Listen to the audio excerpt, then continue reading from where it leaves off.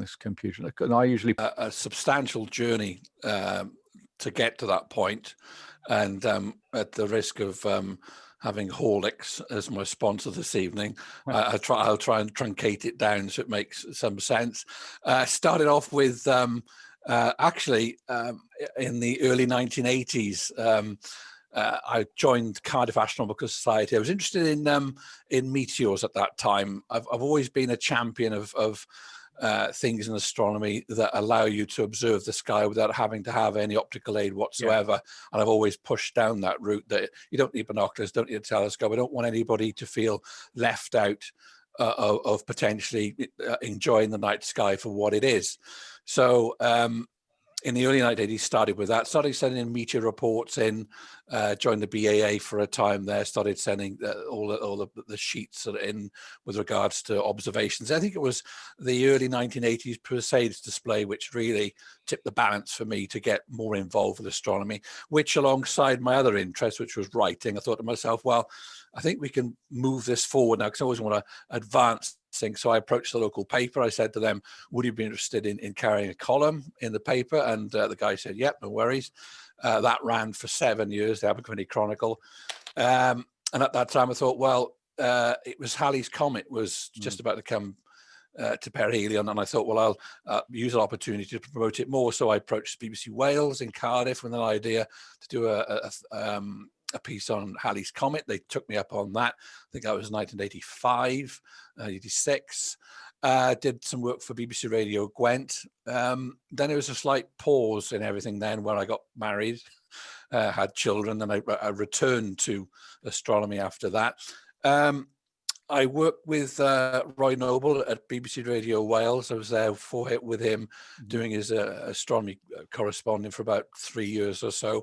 I very much enjoyed that, but a change of producer at BBC Radio Wales saw differently, and anybody who's worked in that industry will know how fickle it is. Yeah. And the fact that a change, somebody sees something differently, whatever, and they want to move it. I think they bed themselves in and then put in their idea of how things should be run, and then they make changes in order to show or stamp their authority. That was the end of that. But I continued on the commercial circuit. I presented for Sunshine in Worcester. Then I did Brunel FM in Swindon and Bath. So I've done the commercial circuit, nothing to do with astronomy, but it kept me in. And now I'm down at GTFM in Rhondda and Taff. I have a Friday show there from tomorrow, 1 o'clock, if you're not doing anything else. Oh, well, so I was doing that. But astronomy continued to be the vein that ran through it, through my life. And I wrote several articles for Astronomy Now. I've got one on the wall here, which is from, I think it's 2002. Did a couple of articles for them. I had a sequence of articles in the Sky at Night magazine, which were Tales from the Eyepiece, where I went slightly left of field to get some rather odd stories from the world of astronomy, like a chap who used to use a cat to counterbalance his refractor telescope. He used the cat for that, or various bits and pieces that interest and intrigue people that are slightly off the wall. And that comes from a writing which went at a tangent in 1997 when I wrote for Series 3 of The Fast Show, which won a BAFTA. I was part of the BAFTA writing award-winning team that wrote for The Fast Show. So the comedy element sort of came in to that for that. And then from the Chronicle, which I'd left, I went back and pitched it at a regional level with the South Wales Argus, and that's where I've ended up now. About a month or so ago, I bumped into Catherine, and we talked about her stamps. And she was to be featured in an article in the new year, and she mentioned the radio station. In between all that, I pitched a few book ideas to Springer. The first was Cosmic Debris, which talked about the threat from near-Earth objects. And I mean, for example, I think Sunday there's a substantial body heading our way. So I mean, the thing is, this has been the threat has been there for decades, but it's just a case of bringing it into more of the public domain, which is what the book was really about. So I pitched the idea. They published Cosmic Debris about 3 years ago. Followed it up with I have to have a look. with rare astronomical sights and sounds, which is all the oddments, all the bits and pieces that aren't regularly covered in most astronomy. So we've got books about the moon, Mars. This was just other bits and pieces. And lastly, last December, I'm going to look at the title for some reason, is from Cave Art to Hubble, which was charting the progress of how mankind, how humankind, to be more politically correct, charted its way about how it charted the skies, how it interpreted the skies in either cave art and sculptures, and that way right the way through to how we currently record space itself through Hubble, and how we will record it in the future. So it was like a history of how we have seen the night sky, how we've interpreted the night sky, but also I think to pose the question as to whether or not we've actually interpreted it correctly. I think we think of ourselves as being the people who've actually made these decisions and said, well, that's that. But to be open-minded enough to believe that we don't know everything. That's for sure, and to challenge certain things and say, well, maybe we're looking at this the wrong way. There are different ways in which we perceive things, and a classic case of that, of course, was recently now with the discovery of the microbes in the atmosphere around Venus. They've rerun the data, haven't they now? And it's not actually coming up and showing or giving back the same results as the initial findings. So there's always scope and room to look at things from different angles and be objective, subjective.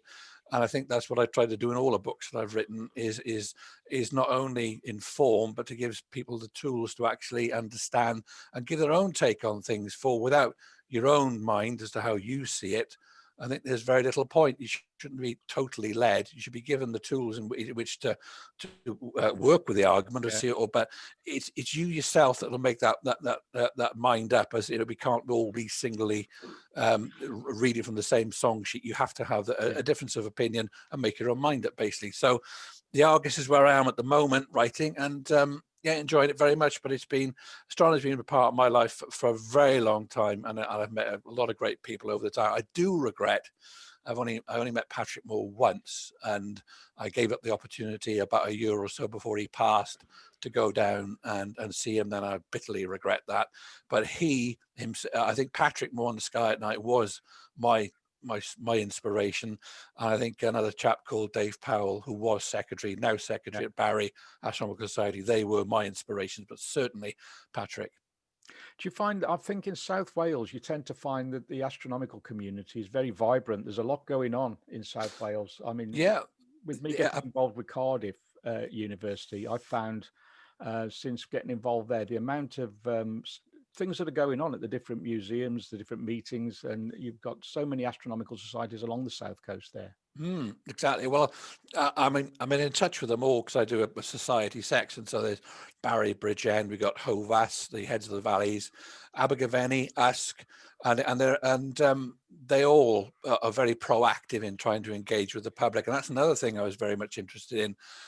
Even though it's slightly moribund at the moment, I'm still a part of, or I'd like to think I'm a part of the society, the Astronomy Education, the Association for Astronomy Education, which is all about bringing to a wider public all about astronomy. It's this thing about inclusion.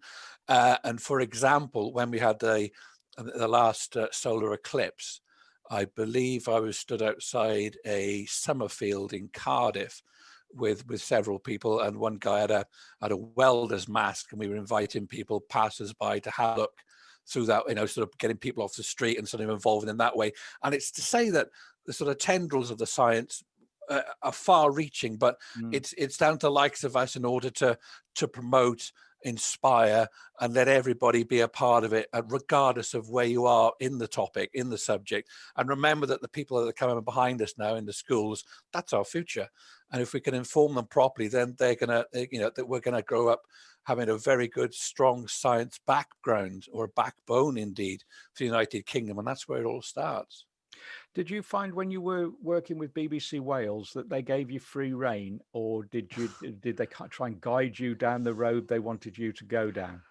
I actually did enjoy my time working there, but I was incredibly mindful of the BBC ethos and the way in which things should be done. the voices I've got it now. It's a southern Welsh accent, I think. So that it's a little bit. I don't know. I'm not saying anything about West Wales, North Wales, but it's probably a little bit less harsh, I think, and that tended to suit them a little bit more. And the fact that I'd done BBC Radio Gwent before that, but no, I was given a fair rein to do what I wanted within set boundaries, of course, within the sort of setup, as it were. But yeah, what I was mindful of, that it was going to be pretty fleeting. And it lasted 2-3 years, and you just know from other people that I'd spoken to who had been a part of that changes come along. People have different ideas, and all of a sudden, that was it. I was called one day and said, "Well, thank you very much for your time here at the BBC. We're moving on with other projects." And I'd seen that done to so many people, because I used to, before that, one of my first daytime jobs was working in the BBC newsroom in 86, 87. And I was working alongside what was the likes there of what was the current news team, Chris Morgan. I think, I can't remember this, and they were all there in the newsroom, S4C, and you get to understand certain policies and principles that only seem to be in play there, not outside, and they're sort of projecting their ideas, and you've got to be a part of that. And if your face doesn't fit, then your lifespan there can be pretty short. Yeah, because I did some work with BBC Wales, and it was tended to be, you're here today, gone tomorrow. Sadly, yes. There's no certainty with BBC Radio Shropshire. They kind of said, it's your baby, you run with it, do what you want. But at Wales, they had a very different attitude. And I remember I had to do a live interview with an astronaut, and they said, Shropshire said, go and do it from Wrexham, from Wales's studio, and you can do it from there. You can log in and use the ISDN to go through remotely. Yeah, and so I went over to Wrexham, and there was one guy there, and he didn't. I mean, I didn't know how to work the ISDN equipment or anything, and he just shoved me in the studio, and he says, "Off you go." And I said, "Well, I don't know how to work." He said, "Well, that's not my problem." I just had to work it out to connect to the States to talk to this astronaut. But I found that they have a very different. The BBC Radio Wales have a very different attitude to the UK stations. It's a very yes. I think the governance from England doesn't sit too well. I think they try to they try to be their own nation and tend to pull away from being a sort of any uniformity across the UK. They're very, very protective of what they have, and that doesn't really sit well, I don't think, with the other nations. But I mean, I had no problems. It was a good run for me, but I was under the impression that it wasn't going to last forever, and I was just grateful for the opportunity to do that, and I did enjoy the time there. Yeah, it's always a good time. So, astronomy education, do you get involved with a lot of outreach, or is it just something that you've done a small amount of?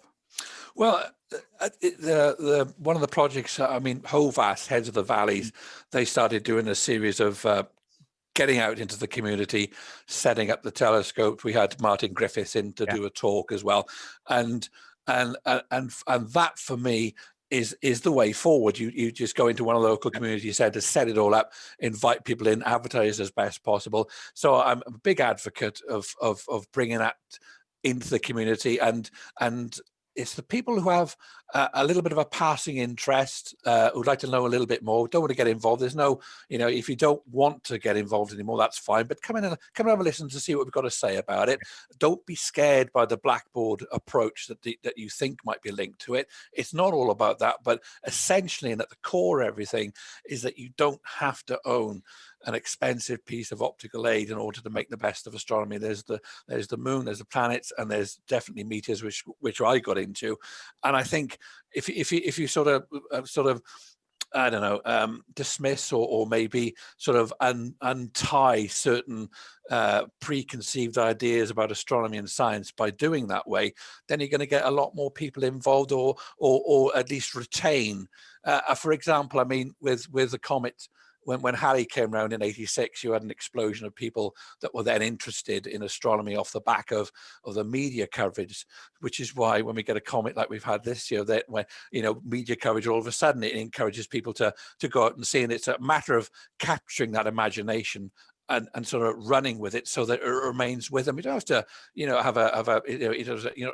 committed to anything, but just giving yourself a little bit of a better understanding by realizing that it's a very approachable subject, and you can get involved, dip in, deep out. It really is down to you, but don't touch it with think it's a barge pole. Oh, I'll never get to understand that Bunsen burner sort of approach. It is very approachable, and I think if we get out in the communities, sadly, I think that was the end of last year. So any community projects are completely gone at the moment. But we will return, and we will go out there with the marquees, and we will bring to people who want to know more that opportunity. And I think that remains the way forward.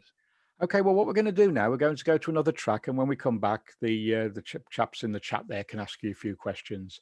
We're going to go to Let It Be by the Beatles.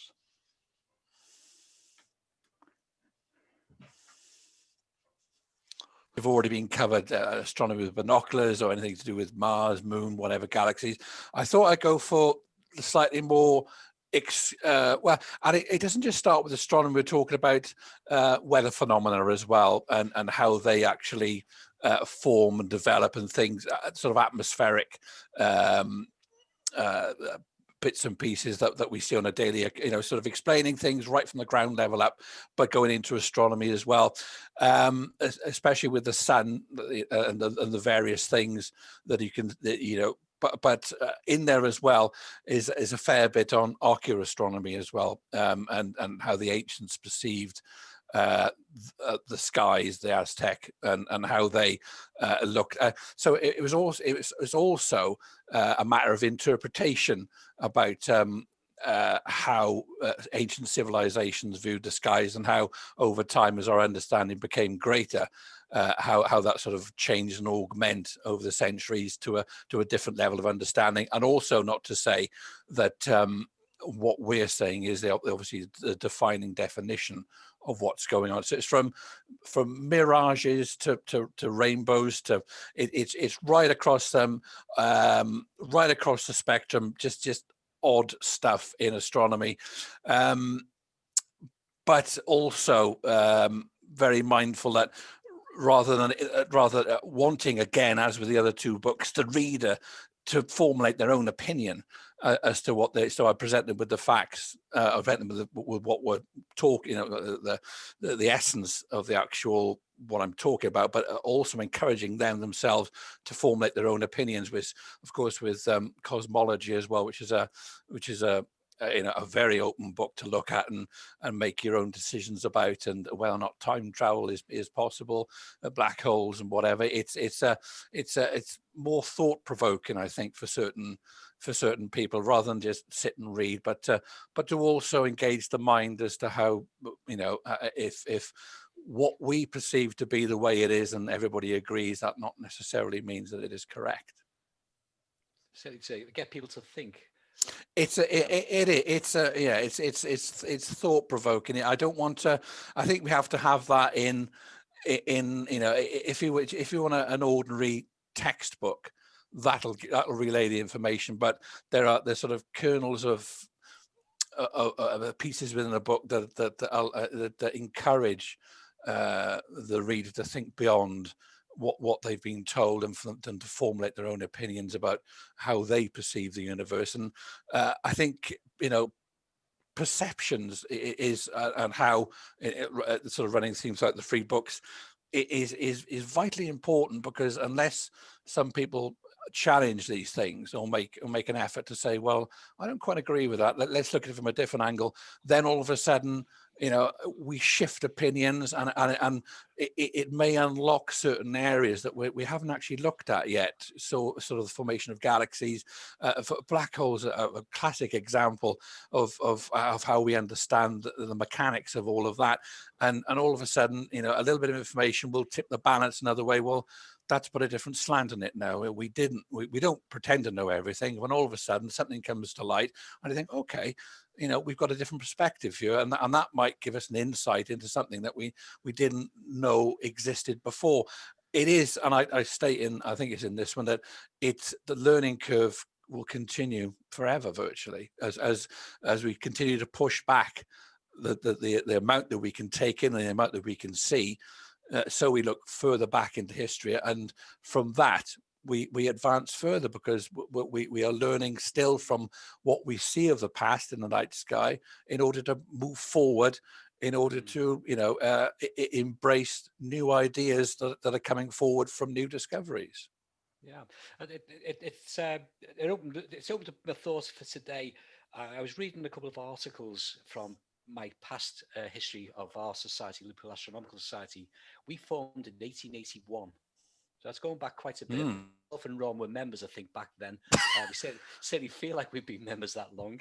But I was just reading some of the archive material, and they were talking about the total eclipses of the sun, when they could see the corona quite visibly with the naked eye, but they did not know what the corona was. And there was even a possibility that it could have been meteoric dust from meteors, as we see shooting stars, as we generally call it to the public, meteors coming through the Earth's atmosphere. We see that trail and the dust maybe that comes from it, and that may have been what caused the atmosphere around the sun as it was described. Totally wrong, but yes, but it's the same as something new.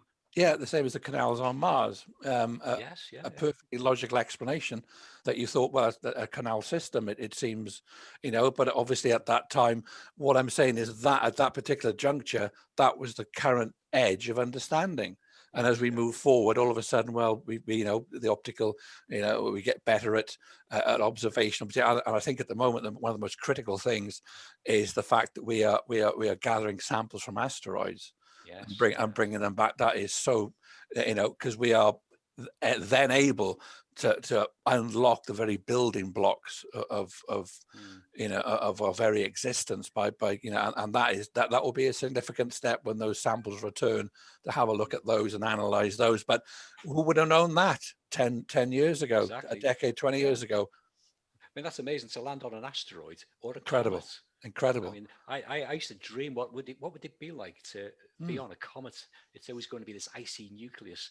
But when we actually landed on it, it's a new world, isn't it? Really. I thought asteroids as well. When Giotto encountered Halley's, I thought that was fantastic. I thought that was absolutely cutting edge. Well, it was at the time. It was cutting edge to hear the debris pinging off Giotto itself as an encounter. I thought that was incredible. I remember it well. Yeah, and now look at us, all these years, 24, whatever it is, and now where we're up to. And you look at the possibilities to evolve too in years to come. And I think a lot of it will center around probably, in my opinion, a very much overlooked moon, our lunar neighbor. It's very much overlooked, very much it's a done and dusted detail, and as a staging post to Mars. But the moon itself still has a lot there, a lot to be explored, a lot to look at, and it's easy at times to overlook the things that are on your doorstep. For example, who would have thought that with Venus? The discovery, all and on our very doorstep. And it's the same with the moon, the discovery of the water. So don't look too far too quickly and overlook the things that will give you a piece of the jigsaw that you can then put in place later when you've looked further.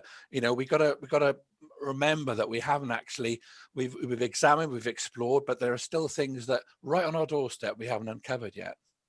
Just before I pass to the rest of the panel, I'll just say that every time we discover the answer to something, we open the door to other questions. Absolutely. I think of the Hadron Collider, the Higgs boson, and you find that, okay, that's the answer to this, but we've now found this as well. Exactly. Where's that come from? How is that? Exactly. One answered question poses another. Yeah. It's not in a revolving door. It's a sequence of doors, and I think it's into a house where we'll never explore all of the rooms. Yeah, exactly. A room full of mirrors, maybe. Yeah. I'll pass it on to our panel. Anyone? Any questions? Any comments? Jonathan, What's been the most rewarding aspect of your work in your career? What have you enjoyed the most? I think in the early 1990s, I actually formed an outfit called Space Quest UK, and the aim of that was and it did for a time, to visit local schools and bring astronomy into the classroom. It's done on a greater and more grandiose scale now, and with a lot more finance and a lot more backing. But I'd like to think at that time it was a relatively I self-financed the entire thing. I went to Amar Planetarium and I got little packs of astronaut ice cream. I did the whole 9 yards with trying to engage the children and bring to them astronomy on a level that meant that they could get involved. I mean, I don't think really, even though I've said about not having an optical aid, they're still for me. And last night was the same. I think it's the same. I think it's probably too cloudy now. But if you just step outside with somebody, point out a few things, it's the point that that you can enable them with the tools to make the same discoveries that we've all had to make. Or for example, when you see the changing constellations throughout the seasons, you have to go through that sequence several years and keep going in order to see these old friends come back over the horizon every winter, like Orion, rising once again. And for me, even since the early 80s, that still has the same effect to this very day, that I can stand and think, wow, look at it, Orion like that, it's fantastic. Or to see Mars, which has been so prominent now, and look at it with the moon last night, I think, look at that. You don't need, you can actually step outside of your own house and you can look at that now, and you don't need textbooks, guides and whatever. You just need to be shown that and think. So many people will walk or out, say, at a night or an evening and not notice that what we have around us is there right now, like Venus in the evening sky, or you're up early in the morning and you see Venus again, or you see the planets again. You think to yourself, this is our world, this is our cosmos, our universe, and it's right there. Don't ignore it. These are the very workings and the fundamentals of what makes us what we are. Go outside, look at that. That's Mars. That's Mars. Look at that. And it's that sort of enthusiasm that's kept me going. But I think involving myself with the youngsters, because that sort of attitude, when you go, wow, if you can maintain that. I mean, I still used to go, wow, and I still do when I go across the Severn Bridge, because I think it's an amazing piece of engineering. Anything like that, I think, wow, look at this. This is incredible. Look at all the work they must put into this. If you can maintain that wow factor right throughout life and instill that in a child, the sort of look of awe as to what they're seeing, then you can capture their heart, and it's the astronomy bug that'll never go. So yes, working with the younger people in order to just bring that wow element into a normal, dreary Tuesday morning in the valleys when there's not much going on. The break is on the way, or dinner, or I'm off somewhere swimming later. Here you are. There's a piece of the universe here. Have a look at it. Look at it. There's right in your door. It's a piece of meteorite, perhaps. Look at that. That in itself encapsulates so much from the beginnings of time, beginnings of the formation of the solar system. Look at it. Look at that. And it's there in your hand right now. It's hands-on science. And there you go. Absolutely. I mean, I'm with you. I do, I try to do quite a bit of local outreach with the kids down at the school. We did a very successful session in the gardens of our local library a little while ago, where we showed them inside the library a presentation about the solar system that I put together with my wife, with her narrating the Spanish with English subtitles. And that lasted about 20 minutes. And then we took them outside and we got them to build some models of the solar system, which meant that for 2 or 3 weeks previously, we've been sitting every night painting a grand total of 425 polystyrene balls for the planets in the right colors, and putting the rings on Saturn and all this. And we had 2 telescopes doing solar observing them, showing them. The sun was very, very quiet at the time, but luckily we had one big sunspot, and we did. We had one telescope doing projection, and the other one had an actual solar filter. And they, just to see their little faces light up and watch them go away with the models of the solar system they built. I mean, it's just. I mean, I can tell you, you're like me. You've got that wow factor. You've never lost that from your childhood. You've never lost that. And I always say that astronomy to me, when I discovered it, probably about the age of 2 or 3, I started very young getting into it. It was like that moment when Alice follows the white rabbit down the rabbit hole and discovers this world that is completely strange and bizarre and wonderful and beautiful and everything. And I always said, if astronomy ever stopped being like that, I'll stop doing it. But it never has. And it never will. It never will, because every single day there's something new. And I tend to look at this because I do a program on Astro Radio called The Week in Space, where I look at the previous week's space news. So I'm constantly reading about what's new and deciding what to include in the program, because you have to edit a lot of it out because there's so much in any one week, as you know. So I tend to look at all that, and it still has that sense of awe. And like you going over the Severn Bridge, how the hell did they do that? Just imagine the 4 men in the Welsh weather working to build that structure. The dedication and the skill that involved. And admittedly, looking from the second Severn crossing over at the first, rubbernecking, and to say, "Wow, look at that! Look at that! Look at this! Wow!" How on earth did they entertain doing that? I know. But seeing as you mentioned the outreach, it springs to mind that I think it is in this one. When we touch on sounds, I echo back to the Apollo 13 and the conversation that was had between the Apollo 13 and I think it's in here. It is. I'll show it you now. I have to admit it. It's not a failing. Massive science fiction fan. Went to a Star Trek convention. And Fred Hayes was really?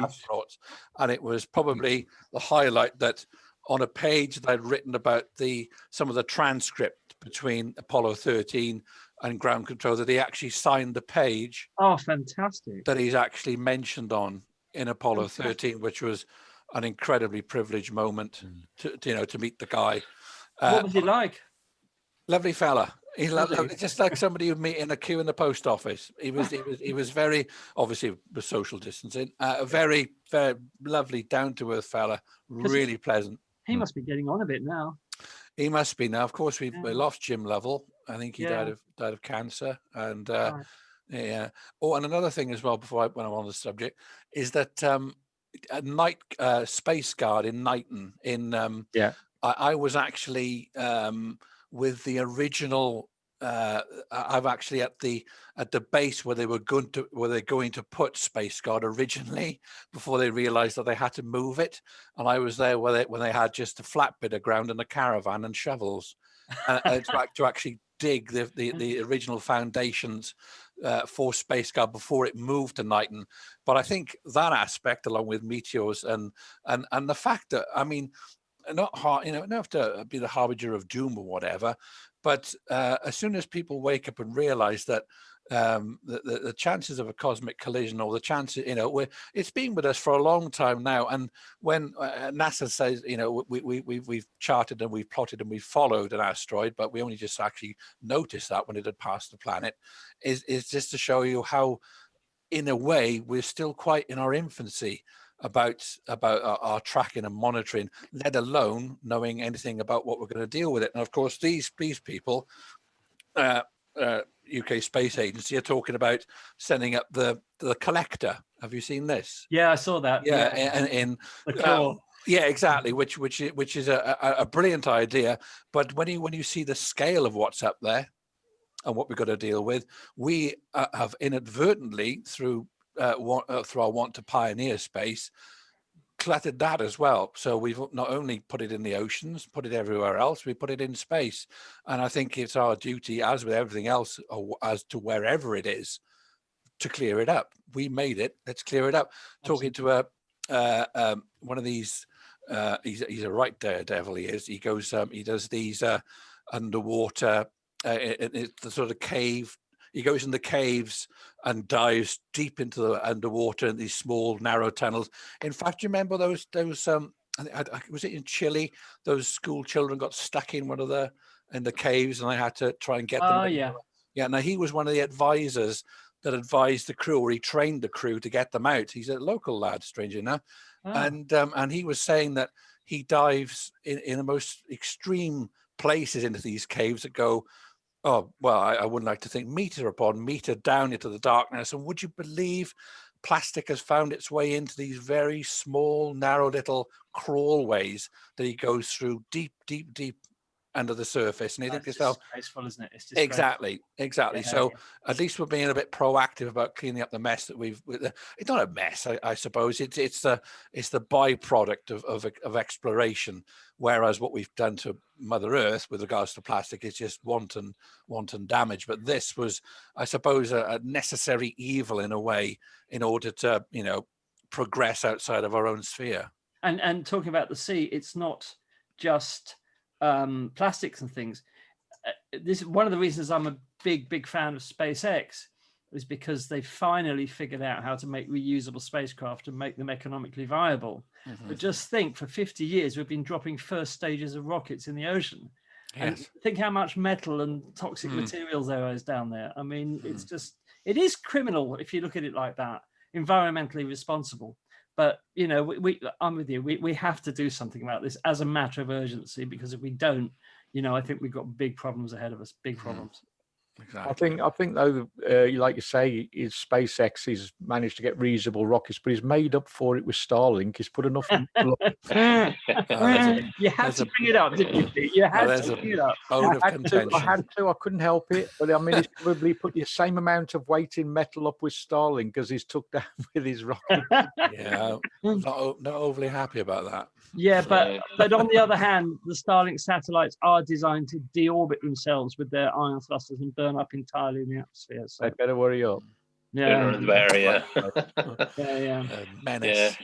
I mean, Jonathan, you talk about clutter. I was talking earlier on to Pete and all that. And there's a mission going up in 2021, which is part of NASA's program, and it's called Peregrine, and it's going up there. It's quite a big lander that's going to be landing there, and it's going to be dropping off up to 10 robotic rovers, but also it's going to be dropping probes off around the lander, but also they're going to be depositing cremated remains, which they call cremains, which is nasty. Yeah, that's not all for Americans, isn't it? And one of the people they're actually sending up there is the DNA of Arthur C. Clarke. Yeah, they've got some hair fibers and all that. But sometimes these rovers and all that are all going to become defunct. So basically, with the clutter idea, as you were talking about in these probes, we're doing the same with the moon. We're gonna leave a trail wherever we go, aren't we? And unfortunately, I think it's just part of being human. To be honest, I don't think we can help ourselves. I think it's just until there are strict and strictly followed international agreements about all this, I don't think it's going to get anywhere. It's like the Wild West. Nobody thought Starlink would cause the damage that it has. I'm sure even Elon Musk didn't realize, although they should have done the research. But it's everywhere. Everywhere we go, we just leave something behind us. Well, sorry, no, I was just about to say with the moon that my main concern is it doesn't become a business or business target where it becomes something else to stick something on, and we can't claim anything. We're custodians of our own Earth. We don't own anything else. Yeah. We're just merely passing it on or trying to keep it in some semblance of order for the next generation. But I would hate to think that it'll come to a fact where we mine the very soul out of the moon for our own gains. Granted, if we're looking for some resources from somewhere else and the necessity dictates, that's the question. But I would hate to think if the exploration had a line drawn through it and the word profiteering or business was then drawn up against it, it'd be a sad day if humankind's quest for knowledge was overtaken by a balance sheet. Yeah, because there's I totally agree. Because there's talk of under the Artemis agreement that's just been signed by, I think it's about 8 countries. One of the ones that's the big names that's missing is Russia, and Britain have signed up to help build the Artemis orbiter, the permanent orbiter that's going to be up there. And for them to be able to communicate with the ground, they're talking about putting a 4G station up there. So yeah, Nokia have got the contract apparently. Yeah, and of course there was the scientists were looking at using some of the craters probably for infrared telescopes and things like that, and put some dishes in there. And of course that's basically knocked all of that on the head.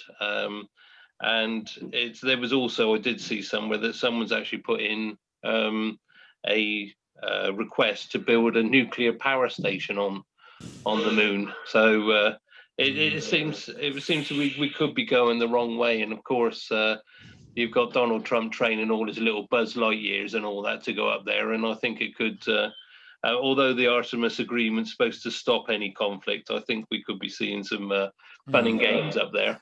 I wouldn't worry too much about Artemis, Daz, because I'm fully convinced it's going to be cancelled, or at least delayed for maybe a decade, because the SLS has been in development for 10 years, and even though it uses old shuttle boosters and engines, it's yet to fly. Yeah. It's right at the heart of the Artemis project. It's an unproven rocket. It's not going to be ready to fly for another year.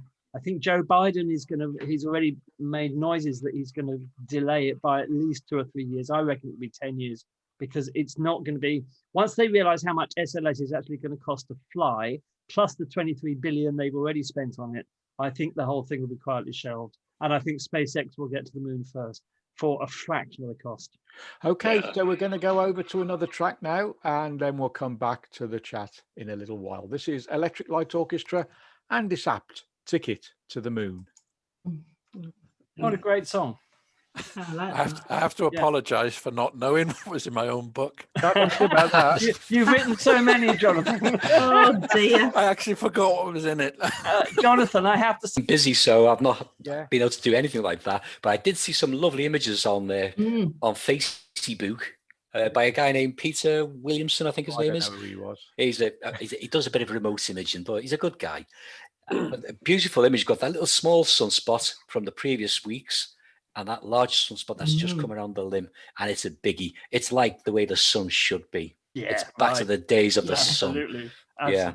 But the trouble is the sun, I mean, for me, the sun is so low anyway, up here on the North Welsh border, but it rises from behind a tree at about 8 o'clock, 7:30 in the morning, just about see it. And then by 10 o'clock, it's gone behind a house and I don't see it again. That's it, it's gone.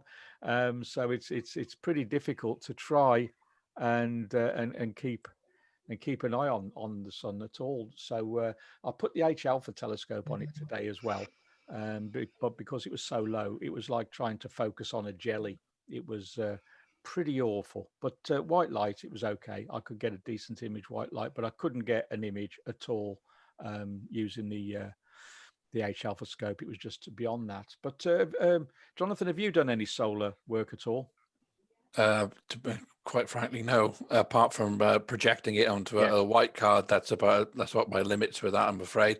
I would like to find out more, as I would like to get into astrophotography, but it's 2 areas that I just haven't ventured into. But I think the fact is that you can look at all these topics and say, I'd like to get to know that more. I'd like to find out about that more. That means that it's a virtually inexhaustible point of access for anything in astronomy. I think you're a master of anything, but it's nice to find out at various different points other things that come around. But there are plenty of topics that I haven't touched on that I'd like to touch on in years to come. I just want to say hi to Peter, who's just joined the chat group there. Pete, you're live on the radio, by the way. Yeah, thank you. So where are you based then, Peter? St Helen, Southport. Southport. Ah, Southport. Southport Astronomical Society, or Liverpool? I'm not a member of that. I've joined Liverpool instead. Oh, there's Dave from Liverpool. There, he's in the chat. Hi, Pete. How you doing, mate? You okay? Yeah, I know. You had a great night the other night, Saturday, didn't you? We certainly did. It was a busy day, wasn't it, Pete? Yeah, we did At Northwest just Astrofest. so Jonathan. It was a great night. Yeah, it was very good. You all be proud of yourself. Thank you. Well, Thank you. we're pleased. We're very pleased. It was a good response and great support from the public as well. Yeah. So, Jonathan, are you thinking of writing any more books? Yeah, it was a case of obviously for the first three coming up with the USB that made the book different from everybody else's, and of course, given the amount of writers there are at the moment, it's very difficult to find a topic that will appeal to a wide range of readership. So I have got other things on the back burner to look at, but having done it and having seen that it can be quite soul destroying and time consuming, that I said I'd go back in January and take another look at it then. I mean, lockdown would have been the ideal opportunity to have started a venture, but jet watching the house and various other things sort of stepped into mind. And the fact that get on top of the recycling and cut the lawns, it just seemed to be other things that sort of, it's strange. I think if you're given busy scenarios to work within, you push yourself to do other busy things within it. But given a lot of lateral and time, you sort of step back and do other things that you've never got quite round to, but you should have done. And I tell you, one of the proudest moments in what has been a dreadful year is how shiny the outside of the house looks. That's the thing. I just had a message in from Tien in Japan. He said, "Are your books available on Amazon?" Yes, they are. And thankfully enough, I don't know, there's a good review against all of them. I think the one, this one, which I can't remember the contents to, was up for some sort of scientific prize, I think, or it was a recommended read for the science community. So at least I'm doing some good somewhere. And if not, you can always use it as a book, hold the door open. Well, he just said, he says definitely your books will be making their way to Japan. Oh, lovely stuff. Thank you very much. Dave? Yeah, I was just thinking, we obviously have a worldwide audience. Yeah. Obviously, Japan there, Finland, the Antarctic Ice Survey, if you remember right. Yeah, so we do get quite an audience. So hopefully Springer, that's booked by Springer, available on Amazon. Hint, hint. You're thinking of a subject for your next book, perhaps. Now, I'm going to throw this at you in a moment. If you bear in mind that people in Europe, our friends over across the Atlantic in America, think that everybody in England lives in a castle, because that's the stereotype. But Wales has beautiful castles. Yeah. There's a TV program on at the moment filmed in a castle, which I'll do catch up later on. I won't admit to watching the program. Well, but that's one of your passions is castles. It is. As well. That's the first book I wrote. Yeah, it was the first book I ever wrote was Fortress Wales. I think it's more there are more castles per square per kilometer in Wales than there is in most of Europe, or if not all of Europe. And you don't have to go very far to find castles. Fascinating, because once again you've got hands-on history where you can actually walk up and you can touch the walls that have been touched over centuries. It's almost like a living history.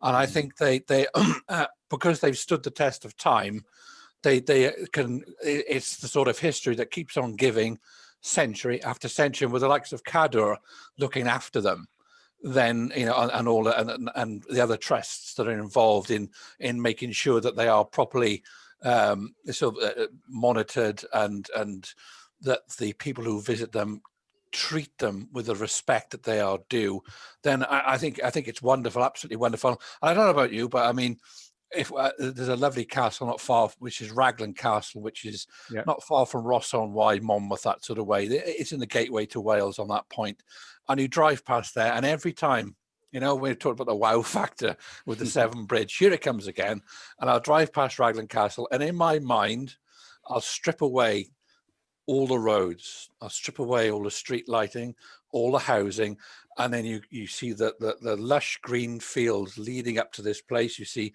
an old cart, maybe you see folk going about their everyday business, and you can visualize, because of that being as it is and in the condition that it is, what it was like then. You can actually picture and see that, and in your mind's eye you can recreate history using your imagination as with the castle as its focal point.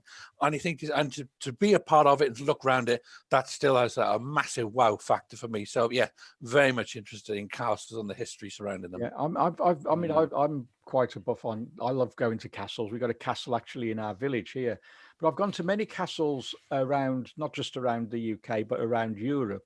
And there's always something in the castle somewhere that's got some sort of reference to the night sky.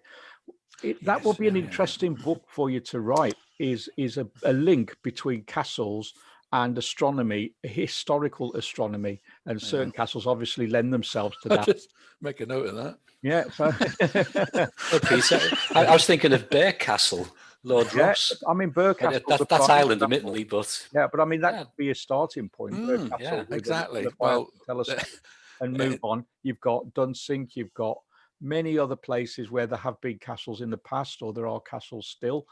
And just a message coming from Rob in he's just outside of Sydney. He said he's just ordered your book on sounds and facts. Oh, well done. Thank you, mate. He says, and he'll be able to read it to you and tell you what's in it. Thanks. Refresh my memory, Rob. There is something fascinating about being in a castle. Even as a child, I'd visit a castle, and I grew up watching Robin Hood. So it was the Sheriff of Nottingham and his castle.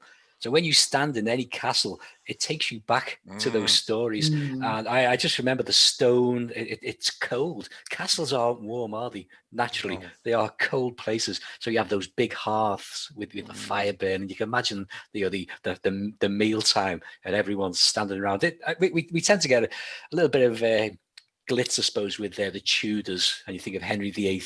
Yeah. The poor peasants aren't sitting in the castle warm room; they're out in the outbacks. That's where I'd be if I went back in time. That's where you find me, I think. Yeah. Mick in California says he'd love to read your book on castles when you've written it. He says because we ain't got none. Fortress, that's on Amazon as well. Fortress Wales. Oh, that'd be a good book. Yeah, we're going back to the very about 20 years old it is now. The thing about that is that it doesn't need updating. The first edition stands because the history is what it is. Yeah. Whereas with astronomy, I know that with cosmic debris, we're moving on quite nicely because of the UK Space Agency's idea to put a big grabber up there, to pull some of the junk in. We have now progressed since then, so it will need updating. Do you know what an interesting thing will be to try and find out? I mean, I don't know how you go about it, but it just came into my head, and things like that do sometimes. I wonder how many castles, because obviously they're built of, the older castles are just built of rock on top of rock. How many castles actually contain meteorites? Chapter 2. Actually, in the rock, in the structure, yeah. Or fossils. I always think of fossils. Meteors, I actually took part in a BBC Radio 4 documentary about discovering meteorites that actually landed, and I was I bought myself a pretty powerful magnet. It's the one that attracts a lot of the minerals that are on the elements that are contained within the meteorite falls. And what I'd done is I'd got I think it was a 3-driver or a golf driver, and I'd attached the actual magnet to the bottom of the golf club, and I was swinging it back and forth in order to try and, because we got obviously with the mountain ranges here, you got Llangennida Mountain, we got plenty of mountains which surely must have seen some fall at some point. And I was talking about, that's the way I was looking for them, was with a golf club with a magnet on it, so I could actually pick up or try and I never found anything, but it was just interesting, an interesting concept to see somebody walking about with a golf club on the moors, not playing golf, but actually looking for meteorite falls. Not during a lightning storm, though. No, exactly. It's a 5 iron for that. One film I'd like to recommend is the new WernerHerzog film Fireball. I don't know whether you've caught up with this. It's a look at apparitions in the sky, fireballs and meteors, and their impact on human culture throughout the ages. And it's about an hour and a half long. It's a beautiful film. And it just looks at various people who are involved with meteorites and fireballs. And there's a guy in Belgium, sorry, not in Belgium, in Denmark, who found the biggest structure he could locally, which is a big sports center. And what happens is that meteoric dust falls onto this roof and slides down onto the roof of the building. And he goes there with a magnet and picks up all these meteoric grains and takes them to his friend, who's a specialist photographer. And they take the most amazing high resolution images of these grains. And he's pointing out all the various minerals in them and how they were formed. I mean, it's a fascinating film, highly recommended. WernerHerzog Fireball. It's on a streaming service at the moment. I can't remember which one. But look it up, because it's an amazing film. Definitely one for anybody interested in meteors and fireballs. Yeah, because you can always pick out micro meteors, can't you, from your gutter, all the grunge and you get through and all that. Once it's dried out, you can pick them out, put them under a microscope, pull them out with a magnet, put them under a microscope, and you can detect them and all that. So it's an interesting hobby. Well, I did this with a group of children. As one of our projects for the junior astronomical group of members that we have, and we gave them a magnet, a bag, and we advised them the parents must go on the flat roof. They can't do that themselves, or they can't climb up the ladder to the drain pipe. But basically, they collected dust samples, put it in a jar, a bit of water as it was, and we had to filter it out. Now, I've got to be honest and say we didn't find anything that looked like a micrometeorite. But there was interesting particles in there. There's pieces of glass, beautiful shapes and designs, and under a microscope, it looked amazing. But there's all sorts. But you can find these micrometeorites on a flat roof, but you need it if it's undisturbed for a period of time. We're talking weeks. If nobody disturbs that flat roof for weeks on end, and certainly during the drought, you imagine a hot summer, you've had heavy rain, and then it all dries out and leaves that dust. Within that dust will be micrometeorites. Definitely. I've got the book. I had quite a bit of correspondence with the author, and I think it may be an idea we get him on for a chat to discuss that. He does actually have a Facebook page. I must dig out his name, and he puts up his images, and they are absolutely stunning. These little micro worlds of meteorites. It's just absolutely stunning. And they're the things you think they just look like little pellets or spheres. But some of them have got, if you thought it was a moon of a planet, it's got a crater, a huge crater, with like the Death Star. But if this is a micrometeor, we're talking microns. Yeah, they're absolutely beautiful. But powerful magnets in a bag, and then you turn the bag inside out, so the magnet comes away. You've got your dust particles, but you need to wash them, filter them several times, so that all you left are with the heavy particles, and all that dust is gone.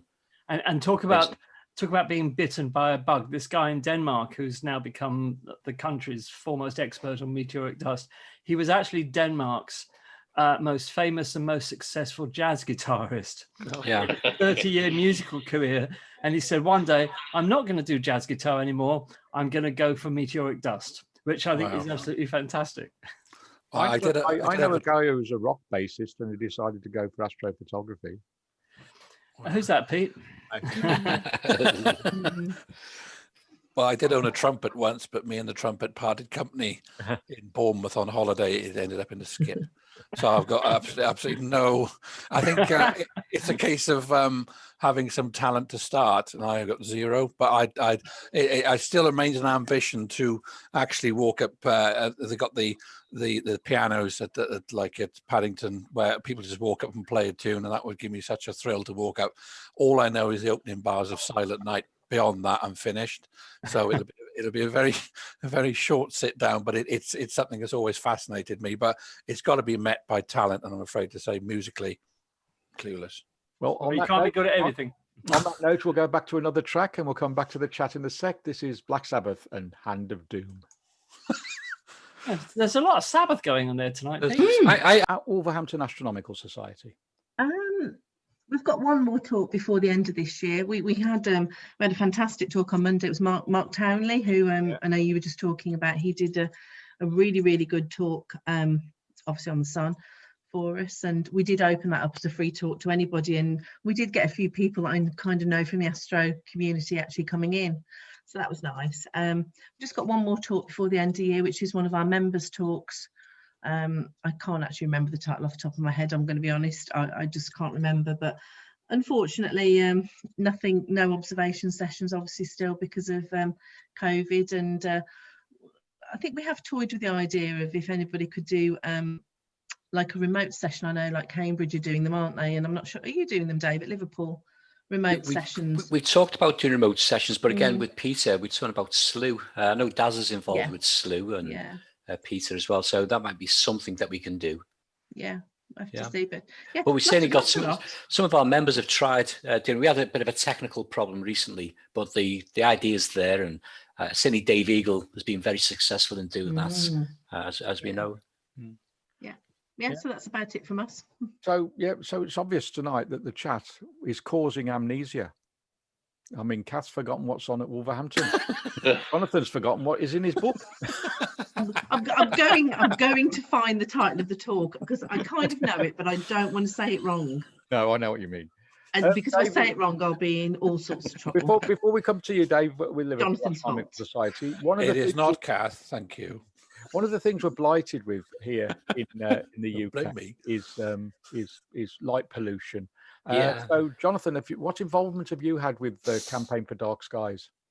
Well, initially, I read the pleas that were at Bob Misen Campaign for Dark Skies when it really started to get the attention of the nation. So I decided to get involved, became the Gwent officer for the Campaign for Dark Skies, and actually took on a new factory that was being built with regards to the lighting that they were trying to use to try and keep the light facing basically down rather than being dispersed all over the place. And I think I made inroads in there, but it also, during that time, it also, I think, spelt out the fact that it's one of these crises that if we don't do something about it, what limited light that we have in some of the city areas or the semi-rural, we're going to lose that and we'll never recover it.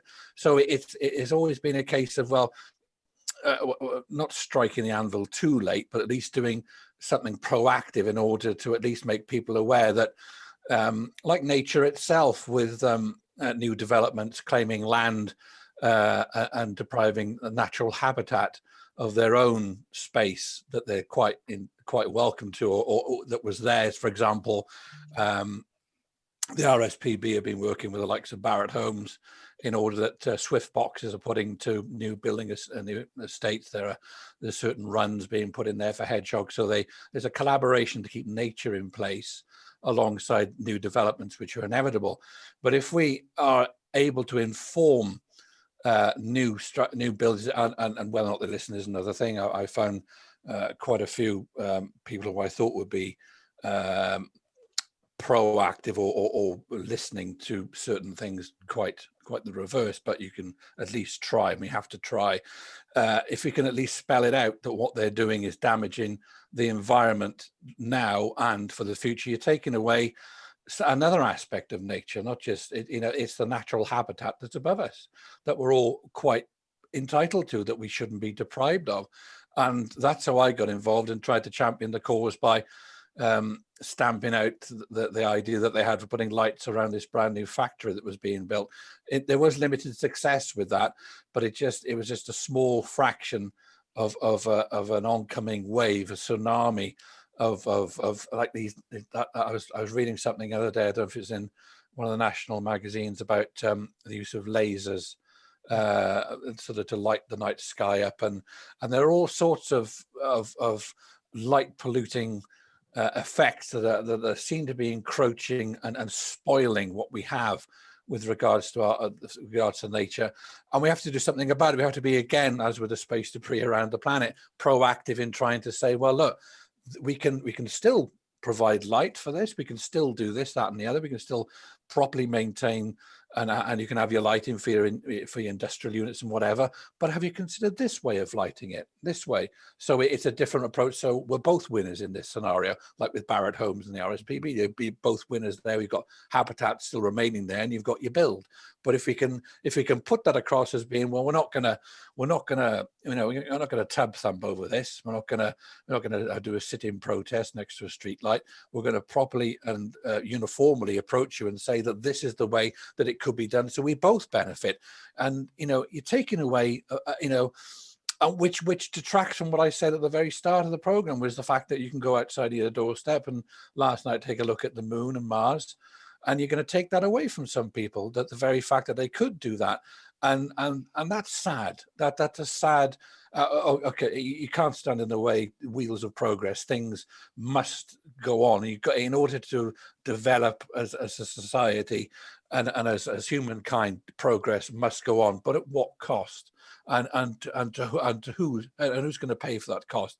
Because what we do now directly affects the people who are going to be the custodians of what's left of planet Earth. And unless we sort of make a stand now in certain areas, we'll just be brushed aside. And so, yeah, it's incredibly important that we try and at least tell people that we are losing vital, which is why these dark sky reserves are so important, because at least we're managing to capture, maintain and hold areas of natural outstanding beauty, and not just the beauty that we're stood on, but the beauty that's above us as well, because it's all over the place. It's not just the wildlife, it's part of nature, Mother Earth as it is, and we've got to make a stand there. But I'd be saddened to think that we're going to get to a point in decades to come where that's all we've got left is these natural reserves, because you take away the person in the street who can just step outside and go, look at that, it's the moon over there. You say, well, I can't really see it because of all these lights. Then we've lost a battle there. So we must maintain our fight against the encroaching, and like I said, with these lasers that I've seen, the use of lasers for light displays. I mean, come on, really? Is there any absolute need for this all the time? You may be giving somebody temporary enjoyment by having a laser display or whatever you want to do, but you're taking away a lot of enjoyment from people who can't get involved with other things and just want to step outside and look at the nature that's around them. It's important that we embrace that and remember that it's our duty to do something about it now, so that people in the past would say, do you know, there used to be a time where I could walk down this street and I could pick out several constellations. Now, nothing at all. I can't see a thing now. It's all illuminated. They've even taken that away from me. I don't know. I remember when I first moved to Atlantic Major in South Glamorgan. I could see the M31 from my back garden with the naked eye, without any problems in the eastern sky. 2 years later, they built a whole new motorway interchange at Cardiff, and it went forever. And it was such a tragic moment. And it was just a total lack of consideration. But I would like to give a bit of a tip to anybody who wants to get involved in the fight. Go and see your local council, get your name known with your local councillors, just have a friendly chat with them, because, I don't know what it's like where you are, but here in my local village, I went and saw the guy who's in charge of everything from rubbish, the environment generally, everything from rubbish collection to street lighting. And we have a little road through the forest from where I live up to the main road. And it's a walk of only about 5 minutes, but it's totally black at night. And he told me that they were thinking of lighting it. And I just said, why? Why would you do that? He said, well, it's not really safe and everything else. And I told him the story of, what my interest was and why it's important that it shouldn't be lit. And he said, do you know what? He said, perhaps you won't do that after all. So you can get victories. You just need to, if everybody leaves it to everybody else to fight the fight, then we'll never get anywhere. So, we can all do our little bit to get involved with the local councils, explain the problem to them. You'll often find that they're not receptive and they haven't got a clue what you're talking about, and they don't even understand the concept that light is a pollutant. But I've had good results locally, so I would encourage anybody to do that. Well, I did I would say we got other Shropshire people in here tonight. Actually, there's 4 of us, Shropshire people in here tonight. And I contacted Shropshire County Council when they were going to put the lights up on the new A5. It isn't the new A5 anymore, but it was when I contacted the council about putting them up. And I said, you do realise, blah, blah, blah, and went through the whole scenario, as you said, you just went through. And they put the lights up and then I was on the front page of the Shropshire Star saying, astronomer puts his hobby before safety. And it was really? And the council in Shropshire have never, ever been receptive to stopping light pollution. If you go and talk to them about it, they'll actually fight against you. It's a terrible council for that. But many years ago, I was in Germany. And one thing I remember is driving down towards the local town, which is called Tuttlingen, down near Lake Constance. And the fact that I could see the town, but all the lighting was shielded. There was no light shining up from that town whatsoever. It was all shining on the town and not up to the sky. And if you've ever been to County Kerry in Ireland, they are a gold dark sky reserve. And as you drive into the county from any road you drive in, there's a big sign and it's got "Welcome to Kerry," but it's got a constellation as the background. And it goes dark sky reserve. And at 10 o'clock, you've either got to have your curtains drawn and they need to be a dark material, or your lights out. And they enforce it.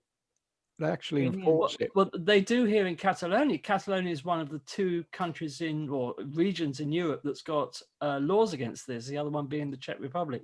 All our street lights are hooded. They've just been replacing all of our sodium lights with lower power LED lights throughout the village. It's ruffled a lot of feathers, but they've done it, and it's fantastic. The big problem, of course, is the architectural and leisure lighting. But that's going to be my next one to tackle with the council. But we got a castle that's lit up all night and a church steeple that's lit up all night. Why? I mean, no idea.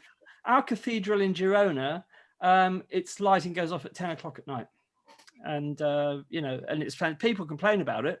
But you think, well, you've got all the evening, but Catalonia is very forward thinking in that. Well, the only problem from my point of view is that when we moved into this urbanization, we're right on the edge of the urbanization. We had no made up roads, we had no mains drainage, we had no streetlights. And then the council announced we're going to put up streetlights. And I said, watch this. With my luck, they'll put a streetlight right outside our garden. And that's exactly what they did. So I lost my observing sight from home. So I have to lug my telescope elsewhere into the forest now. So, but it is a big problem. But like you say, it's some councils are aware of it and some councils are very proactive and trying to sort it. Some aren't. But, hopefully one day, who knows, when we run out of electric anyway. So, Jonathan, just as a thought, do you think in the UK it's getting generally worse, or are serious inroads being made into the problem? I think that there are certain areas that are always going to be hot spots that are going to be virtually unmanageable and virtually lost. It's the borderlines where it could get worse that the battlegrounds are really going to be in. I mean, we got Blaenau and Gwent County Council here, or Borough Council, and like they were totally unreceptive to it because it didn't tick any boxes as far as it was. Why should we? We'll do what we want. It is monetary driven. If you could come across with a cost saving angle or something or whatever, you are right. It needs to be explained to somebody who's receptive. But finding that certain person within a department in order to put that case forward, it was banging a head against the wall until somebody somewhere may have heard something about it from another council, or they had a child that had been taught something about it in school. So it came across as like a lateral point from somewhere else, where that knowledge had been gained from somewhere else to talk about the night sky and pollution, and all of a sudden it chimed in as being the right and the proper thing to do.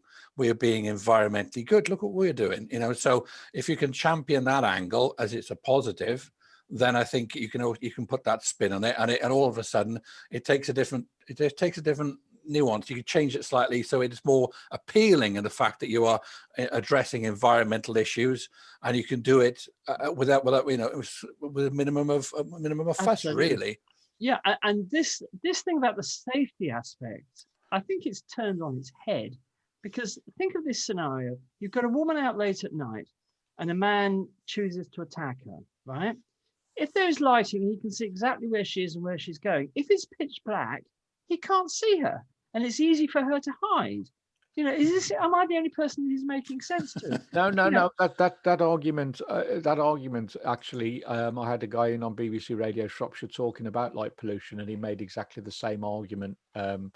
It's not just me. And the fact it was you, and the fact that that people, they're saying if you've got a a well lit up area and somebody's trying to burgle a house, you probably wouldn't notice them. But if you've got a totally dark area and somebody's brandishing a torch about, you're going to see that, and it's going to be unusual, and you're going to do something about it.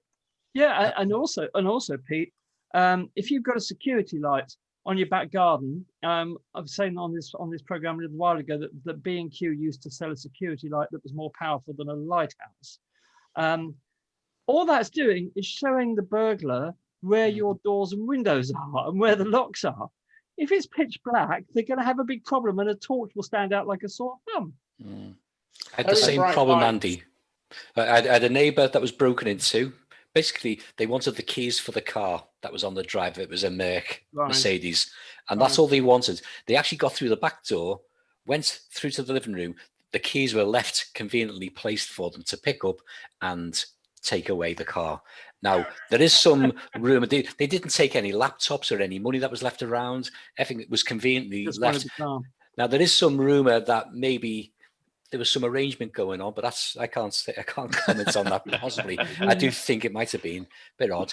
But nevertheless, they decided to put a security light up on the back. So now we've got this big, God knows what illumination it is, how many, well, it's not the wattage. You know, you can have a 10 watt LED light, but that's the equivalent of 300 watts.